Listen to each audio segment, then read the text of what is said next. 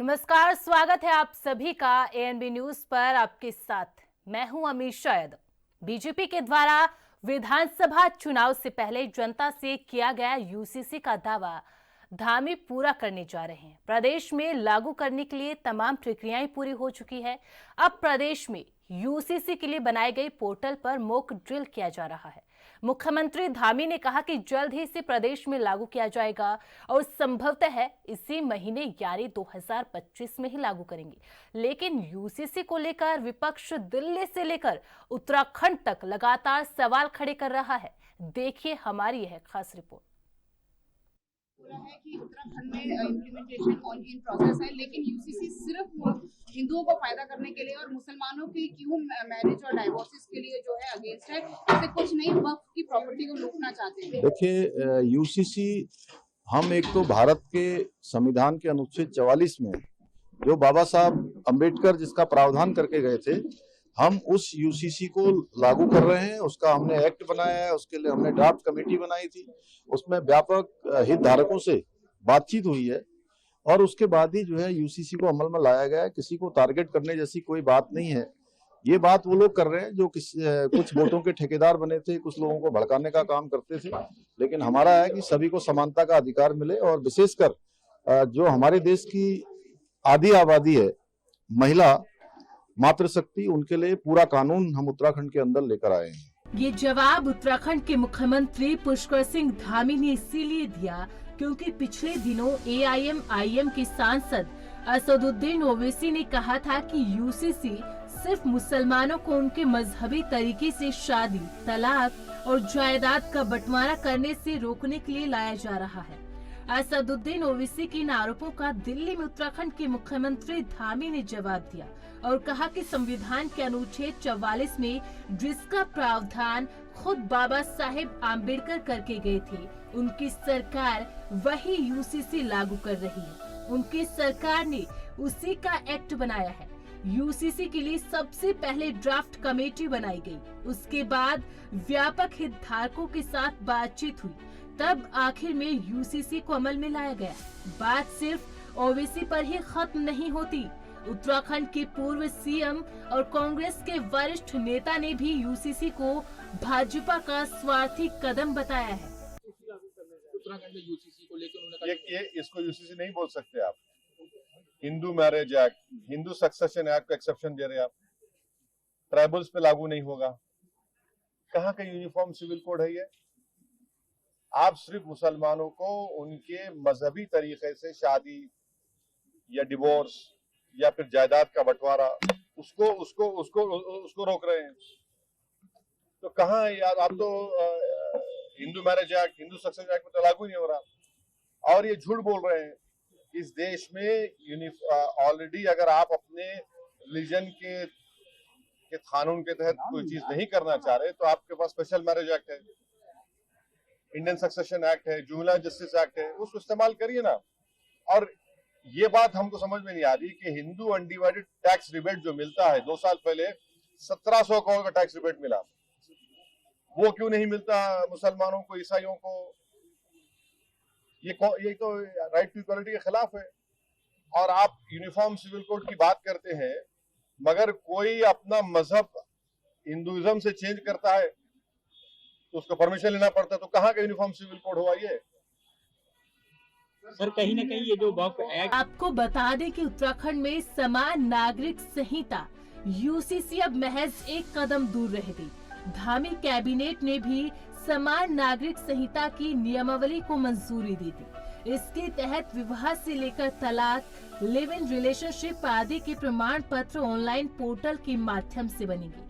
दूरस्थ गांव में से पहुंचाने के लिए जन सेवा केंद्र सीएससी की मदद ली जाएगी। अब यूसीसी के पोर्टल का मॉक ड्रिल चल रहा है और धामी के बयान के मुताबिक इसी महीने यूसीसी को लागू किया जा सकता है।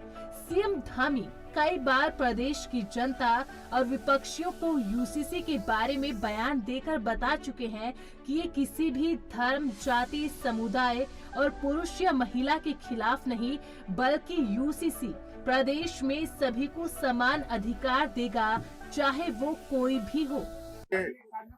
यूसीसी हमारा उत्तराखंड की देवतुल्य जनता के साथ हमारा वायदा था, हमारा संकल्प था कि हम हमारे आदरणीय प्रधानमंत्री श्री नरेंद्र मोदी जी के नेतृत्व में जब 2022 के चुनाव में देवभूमि उत्तराखंड की जनता के समक्ष गए थे, तो हमने ये वायदा किया था कि हम सबसे पहले सरकार बनने के बाद पहला काम करेंगे, यूसीसी का विधेयक लाएंगे। हम यूसीसी का विधेयक लेकर आए और उस पर सभी ड्राफ्ट कमेटी ने ड्राफ्ट बनाया, विधेयक पास हुआ, राष्ट्रपति महोदय की मंजूरी मिल गई, एक्ट बन गया। एक्ट बनने के बाद प्रशिक्षण की जो प्रक्रिया है वह भी हमारी लगभग पूरी हो गई है और आज माननीय मंत्रिमंडल में इस बात पर हमने चर्चा करी है कि जल्दी से जल्दी हम उसका डेटों का चूंकि सारी तैयारी होने के बाद, क्योंकि भारतवर्ष में सबसे पहले यूसीसी लागू करने वाला राज्य देवभूमि उत्तराखंड बनने जा रहा है, तो सभी चीजों की समीक्षा करने के बाद हम जल्दी ही डेटों का ऐलान करेंगे। सर, नियमावली को मंजूरी मिल गई है? हाँ, नियमावली पर सारी चर्चा हो गई है। चेंज देखेंगे आप, क्योंकि पूरे बड़ा चेंज होगा और सरलीकरण की प्रक्रिया होगी। देवभूमि उत्तराखंड से गंगोत्री निकलेगी और पूरे देश में जाएगी। सर, ओवैसी से लेकर कांग्रेस तक आपको बता दें कि उत्तराखंड में समान नागरिकता कानून लागू होने के बाद प्रदेशवासियों को समान हक मिलेंगे, चाहे वो किसी भी धर्म, समुदाय या फिर जाति का हो।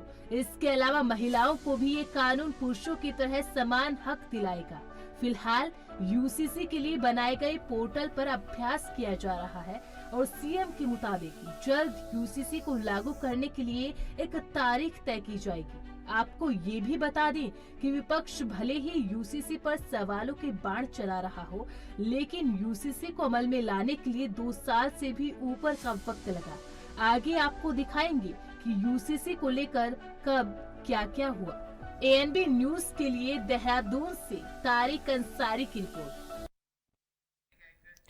विपक्ष भले ही यूसीसी पर सवालों के बाण चला रहा हो, लेकिन यूसीसी को अमल में लाने के लिए 2 साल से ऊपर का समय लगा। मुख्यमंत्री धामी ने पहली कैबिनेट यानी 2022 में यूसीसी लागू करने की नींव रख दी थी और कई प्रोसेस से गुजरने, लाखों लोगों से बात करने, मीटिंग करने, जनप्रतिनिधियों की शुमारी और मशवरे के बाद समान नागरिकता कानून लागू करने की दिशा में आगे बढ़ा है।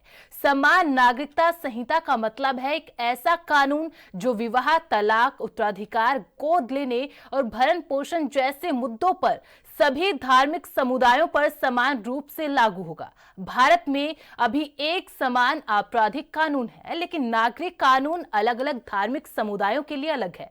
आदिवासी समुदायों को यूसीसी के दायरे से बाहर रखा गया है। इसमें हलाला, इद्दत, तलाक जैसी प्रथाओं पर पूरी तरह से प्रतिबंध है, जो मुस्लिम पर्सनल लॉ का हिस्सा है। आपको दिखाते हैं यूसीसी के मुख्य बिंदु और लागू होने के बाद के बदलाव।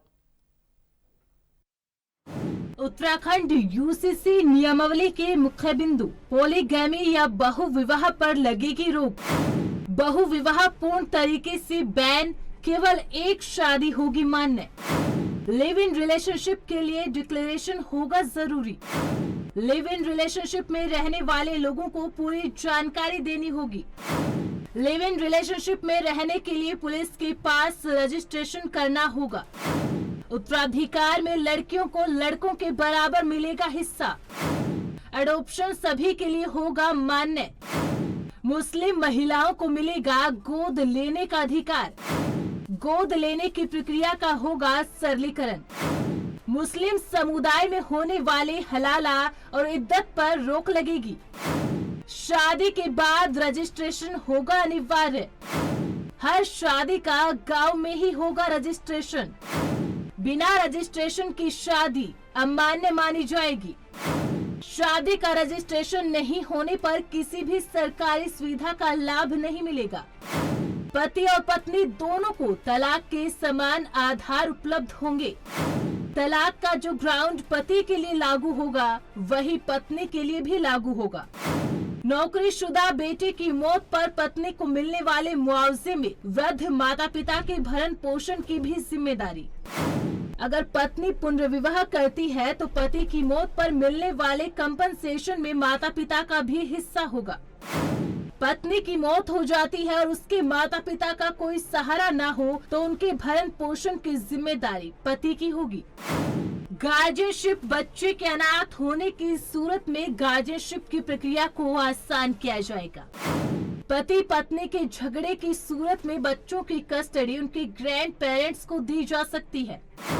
यूसीसी में जनसंख्या नियंत्रण का भी हो सकता है प्रावधान।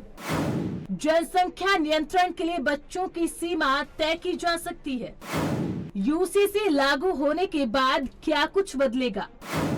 समान नागरिक संहिता लागू होने से समाज में बाल विवाह, बहु विवाह, तलाक जैसी सामाजिक कुरीतियों और कुप्रथाओं पर लगाम लगेगी। किसी भी धर्म की संस्कृति, मान्यता और रीति रिवाज इस कानून पर प्रभावित नहीं होंगे। बाल और महिला अधिकारों की सुरक्षा करेगा यूसीसी। विवाह का पंजीकरण होगा अनिवार्य। पंजीकरण नहीं होने पर सरकारी सुविधाओं का नहीं मिलेगा लाभ। पति पत्नी के जीवित रहते दूसरा विवाह करना होगा प्रतिबंधित। सभी धर्मों में विवाह की न्यूनतम उम्र लड़कों के लिए 21 साल और लड़कियों के लिए 18 साल निर्धारित। तो उत्तराखंड आजादी के बाद पहला एक ऐसा राज्य है जो यूसीसी को लागू कर रहा है। इसके लिए मॉक ड्रिल भी की जा रही है और इसी पर आज हमारी डिबेट होगी। हमारे साथ कुछ खास मेहमान भी जुड़ चुके हैं। सबसे पहले इंट्रोड्यूस करा देती हूँ हमारे खास मेहमानों से। कांग्रेस नेता शोभा राम हमारे साथ जुड़ चुकी है। हमारे साथ वरिष्ठ पत्रकार हरीश मेखुरी जुड़ चुके हैं। हमारे साथ कमलेश रमन, प्रदेश प्रवक्ता बीजेपी, हमारे साथ जुड़ चुके हैं। सबसे पहले तो आप तीनों का बहुत बहुत स्वागत है एनबी न्यूज पर। और सबसे पहले एक मिनट का काउंटर मैं आप तीनों से लूंगी। सबसे पहले शोभा जी आपसे। शोभा जी, देखिए क्या आखिरकार विरोध क्यों किया जा रहा है इस यूसीसी का?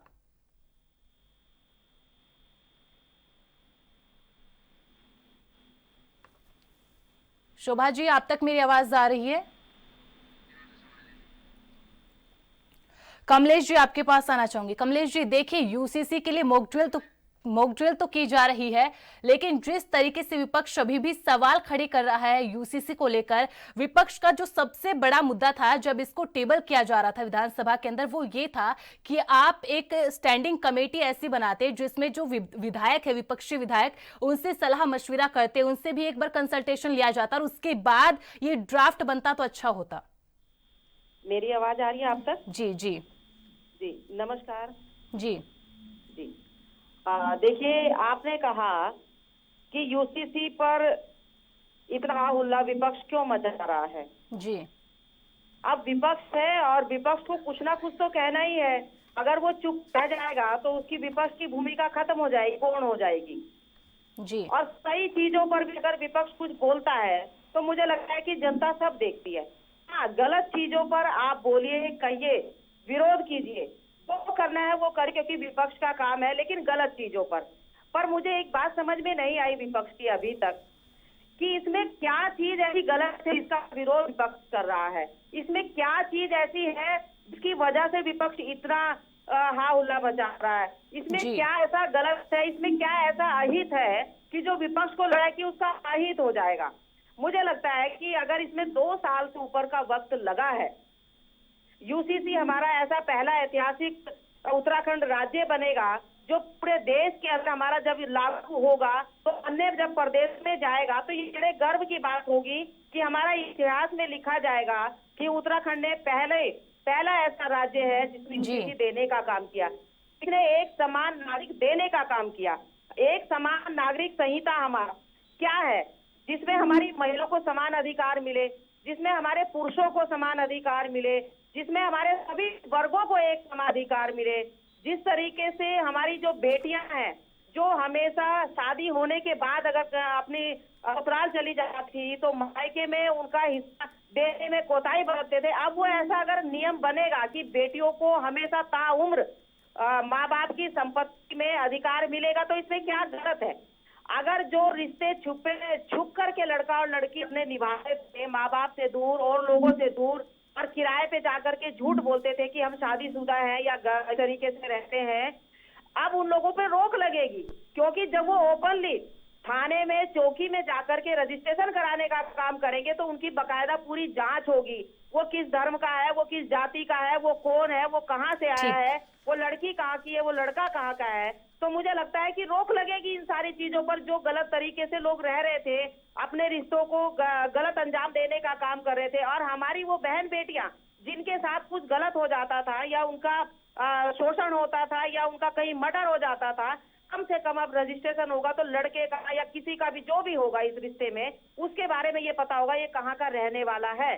तो मुझे ठीक, लगता है ठीक। कि एक तो अपराधों पे रोक लगेगी, दूसरा माँ बाप को पता होगा हमारा बच्चा क्या कर रहा है, वो उस पर रोक लगाने का काम करेगा। तो ठीक इसमें ठीक है विरोध कमलेश जी, जैसी ठीक क्या है, चीज है? ठीक है हरीश जी। देखिए कमलेश जी ने अभी तमाम वो चीजें गिनाई कि यूसीसी लागू होने के बाद क्या फायदे होंगे, किस तरीके से इक्वेलिटी आएगी, लड़के और लड़कियों को बराबर अधिकार मिलेंगे, और कॉन्स्टिट्यूशन के अंदर भी कहा गया है कि यूसीसी लागू होना चाहिए। लेकिन उसके बावजूद विपक्ष आखिरकार वो कौन से आधार है जिसको लेकर लगातार अपनी आपत्ति दर्ज करा रहा है?